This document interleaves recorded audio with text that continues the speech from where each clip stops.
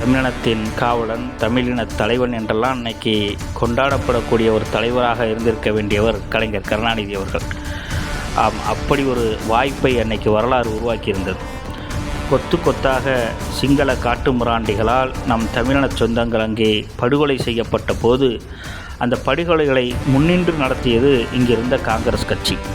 அப்பேற்பட்ட காங்கிரஸ் கட்சியுடன் தான் திமுக அன்னைக்கு கூட்டணியில் அங்கம் வகித்தது. தமிழர்கள் அங்கே கொத்து கொத்தாக செத்து மடிந்து கொண்டிருக்கும் போது இங்கே திமுக காங்கிரஸ் கட்சியுடன் தன் வாரிசுகளுக்கு பதவி வாங்குவதில் மும்முரமாக வேலை செய்து கொண்டிருந்தது. அன்று அதிகாரத்தில் இருந்த காங்கிரஸ் கட்சி கூட்டணி கட்சிகளுடைய தயவால் தான் ஆட்சியை பிடித்தது. அன்னைக்கு திமுக நினைச்சிருந்தால் கூட்டணியை விட்டு ஒருவேளை வெளியேறிந்தால் காங்கிரஸ் கட்சி ஆட்சியை இழந்திருக்கலாம். அதனால் இந்திய அரசியலில் மட்டுமல்ல, சிங்கள அரசியலிலும் கூட ஒரு தாக்கத்தை ஏற்படுத்தி தமிழர்கள் மீதான ஒடுக்குமுறைகளும் அந்த படுகொலைகளும் ஒருவேளை நிறுத்தப்பட்டிருக்கலாம்.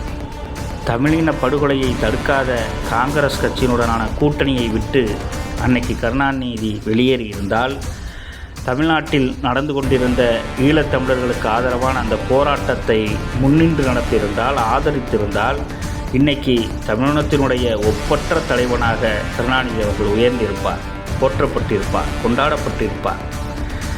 தமிழ் தேசியம் என்பது திராவிடத்தின் ஒரு அங்கம் என்ற ஒரு காலகட்டத்தில் தமிழீழத்தில் தமிழர்களுக்கு எதிராக நடந்த அந்த ஒடுக்குமுறைகளும் ஈழத்தமிழர்களுக்கு எதிரான கருணாநிதியினுடைய துரோகமும் திமுக எதிர்ப்பு என்ற நிலையிலிருந்து தமிழ் தேசியத்தினுடைய ஒரு எழுச்சியை உருவாக்கியது என்றால் நாம் மறுக்க முடியாது.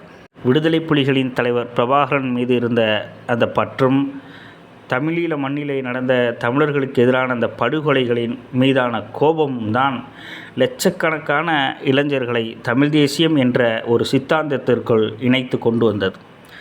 அன்றைய காலகட்டத்தில் தமிழ் தேசியத்தை முழங்கியவர்கள் எல்லாம் திமுக என்ற கட்சியில் கரைந்து காணாமல் போக, திமுக என்ற எதிர்ப்பு நிலையிலிருந்து எழுச்சி பெற்ற தமிழ் தேசியம் இன்று தமிழரா திராவிடரா என்ற எதிர்முனை அரசியல் களத்தில் வந்து நிற்கிறது.